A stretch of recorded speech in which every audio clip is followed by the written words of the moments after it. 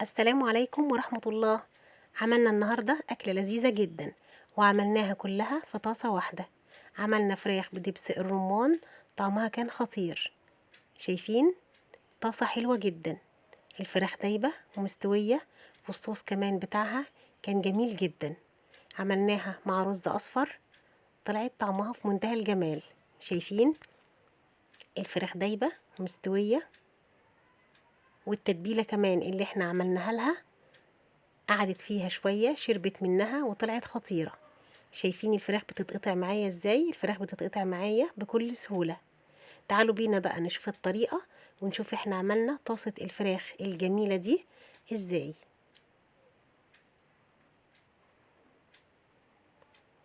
عندنا الفراخ بتاعتنا مغسولة كويس جدا، متصفية من المية. هبدأ اتبلها.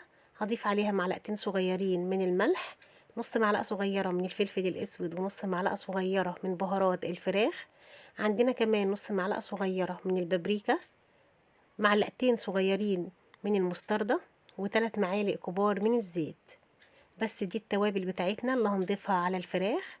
هقلب الفراخ كويس جدا مع التتبيلة الحلوة دي، وهركنها بقى دلوقتي على جنب نص ساعة. بعد النص ساعة هجيب طاسة، هحط فيها معلقتين كبار من السمنة. السمنة هتسخن جدا. هنزل بالفراخ علشان الفراخ تاخد صدمة. انا عايزة الفراخ تاخد صدمة وتتحمر اول ما تنزل على السمنة بالشكل ده. هنبدأ بقى نقلب الفراخ اهي بعد ما خدت اللون البني الجميل ده. هنقلبها الناحية التانية برضو علشان تتحمر من الناحية التانية. هنا النار عالية مش واطية. هنغطي وهنسيب برضو الفراخ 5 دقايق على الجنب التاني، وبعد ال5 دقايق هبدأ اقلبها بالشكل اللي احنا شايفينه، وهغطي تاني وهسيبها تتحمر. هنا الفراخ بقى خلاص كانت خدت اللون البني من كل الجوانب. هجيب طبق وهطلع الفراخ من الطاسة، هحطها دلوقتي في طبق وهركنها على جنب. طبعا احنا لسه ما سويناش الفراخ بتاعتنا، احنا مجرد بس اديناها صدمة وحمرناها من بره. شايفين بقى الصوص اللي نزل من الفراخ في الطاسة؟ هنجيب بقى بصلتين متقطعين جوانح بالشكل ده، وهنزل بيهم على الصوص اللي نزل من الفراخ.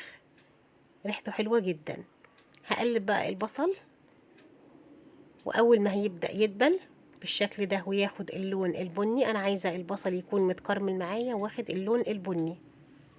هضيف عليه بقى رشة من الملح، وهضيف عليه كمان 3 معالق كبار من دبس الرمان. ودبس الرمان هنا عندنا اساسي في الوصفة، لان هو اللي مديها المزازة والطعم الجميل.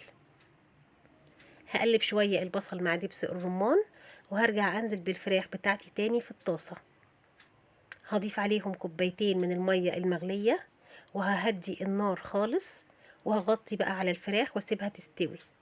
بعد حوالي نص ساعة الفراخ بتاعتنا كانت استوت اهي، وبقت جميلة جدا. شايفين لونها خطير، وريحتها كمان كانت جميلة. وادي الصوص بتاعها اهو، شايفين اللي كان نازل منها اتكرمل كمان مع البصل وتقل كده وبقى حلو جدا. خلاص الفراخ بتاعتنا استوت. هنشيلها بقى من على النار وهنقدمها بقى. هنرش عليها رشة كده حلوة من البقدونس. شايفين الطاسة شكلها حلو ازاي؟ الفراخ تتاكل كده لوحدها، طاسة شكلها يفتح النفس. شايفين؟ وادي الرز بتاعنا اهو. ممكن كمان نعمل جنبها مكرونة، هي حلوة جدا. الطريقة سهلة جدا وبسيطة، وكل الأكل النهاردة عملناه في طاسة واحدة. يلا جربوا الطريقة الحلوة دي والفراخ الحلوة اللي عملناها بدبس الرمان، وإن شاء الله هتعجبكم. وما تنسوش لو عجبكم الفيديو لايك وشير.